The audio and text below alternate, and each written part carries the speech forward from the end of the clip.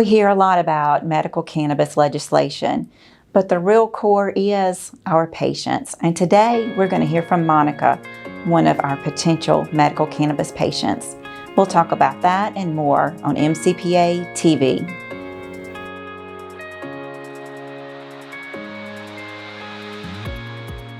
I'm Angie Calhoun, the founder and CEO of the Mississippi Cannabis Patients Alliance. Welcome to MCPA TV.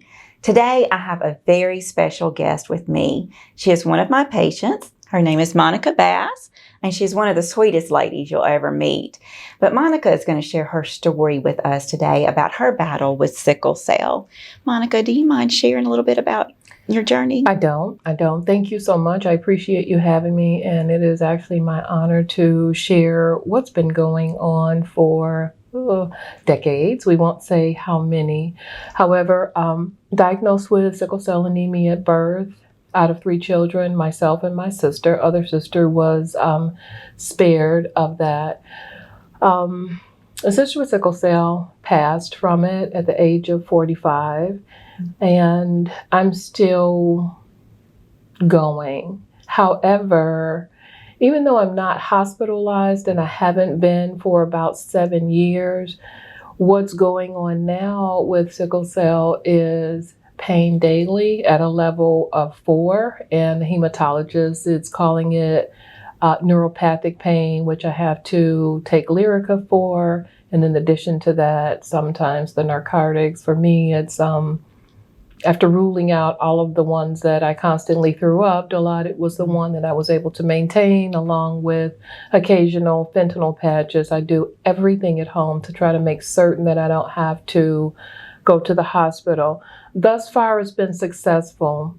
One pretty interesting point is that I've always been very savvy about sickle cell.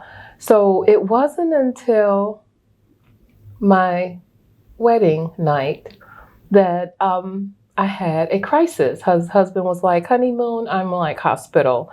And it was very hard to share with him what was going on. And I didn't know either. What I realized after the hospitalization is that I had, in addition to sickle cell, avascular necrosis, and that happens with death to the bones.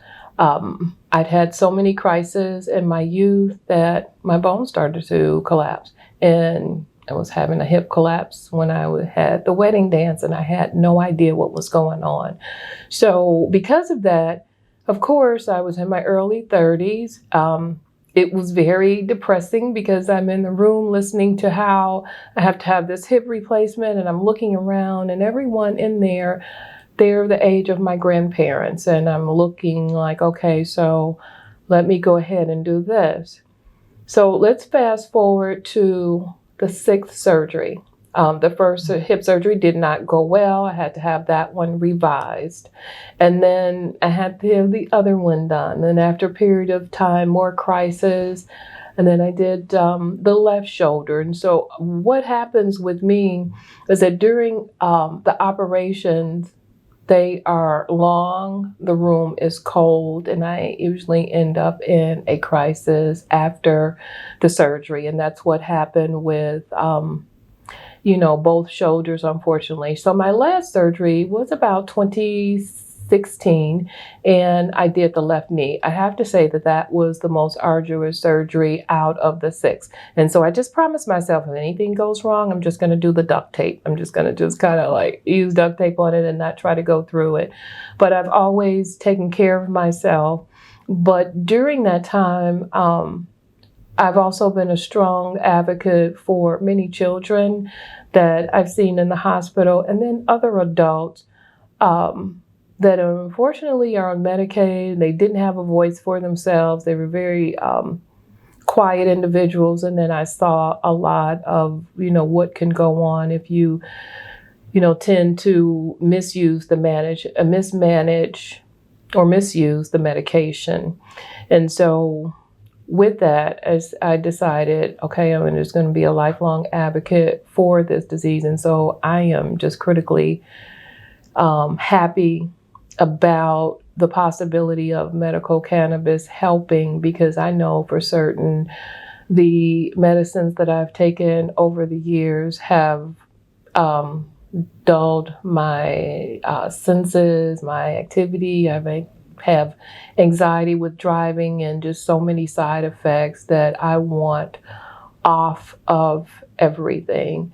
And so pretty much, Angie, that would really be my journey, just in joining in as being an advocate and making certain that I stay well. And I have a really good hematologist. And so a few things, I was too old, of course, for the bone marrow transplant to, make the sickle cell go away. But the Adegvio is a new option. And I am really benefiting from those monthly treatments, though they are expensive. It keeps my cells squishy and it keeps me out of the hospital. So even though the journey may seem, that's not necessarily sad, it's a plight, and it's something that I've embraced and overcome. And I know that I'll be more successful as soon as there's a way for cannabis, for me to take over the amount of tablets that have to go into just one tablet trying to make you feel better ends up being 6 or 7, and I want to delete that completely. And so that's pretty much would be my story. Do you think that the medical cannabis will most likely help you with some of your pain crisis and the other pains that you deal with on a daily basis? And of course, you had mentioned that you feel like it could help you to come off of some of your medications as well. I feel strongly that it will definitely help with the daily pain, because I choose, if I'm not having any pain, I just choose not to take the Lyrica just because it's what's prescribed on the bottle. If my level of pain is just not at a 4 or anything, and I really am trying to deal without taking any medicine, period. So I know that it would help, because along the journey with your first question, what I noticed with tracking my health, well, before a lot of these crises, I wasn't experiencing depression.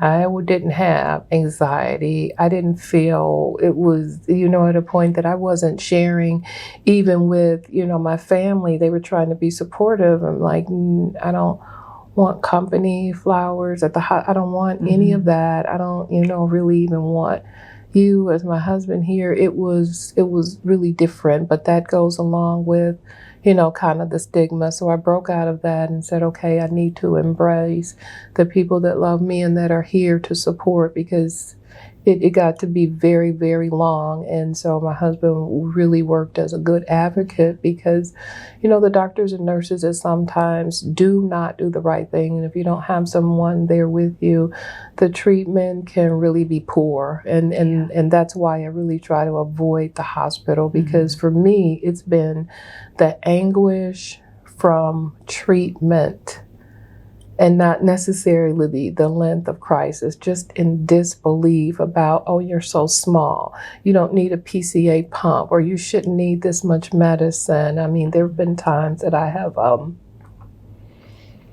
crawled to the nurse's station with my IV pole. Oh my goodness. So it'll be a real help. I'm so sorry. Well, you are a survivor. You're a very strong woman, and I appreciate you sharing your story and your journey. Yes. And I just want you to know that I value the friendship that you and I have made. Same for me. And I look forward to helping you. Okay. And we are going to make sure that this program works for all of Mississippians who suffer with sickle cell and other debilitating diseases. And so this lady advocates, even though she is a patient, and she's here to share her story with you and to help people to understand that medical cannabis can work, and she's hopeful that it will for her. Definitely. And I'm hopeful that it will as well. Monica, thank you so much for sharing your journey with sickle cell today. I really appreciate you so much. And thank you, our viewers, for tuning in and watching MCPA TV. For more information, go to our website, follow us on social media, and share this video with your friends and family. Thank you again for joining MCPA TV.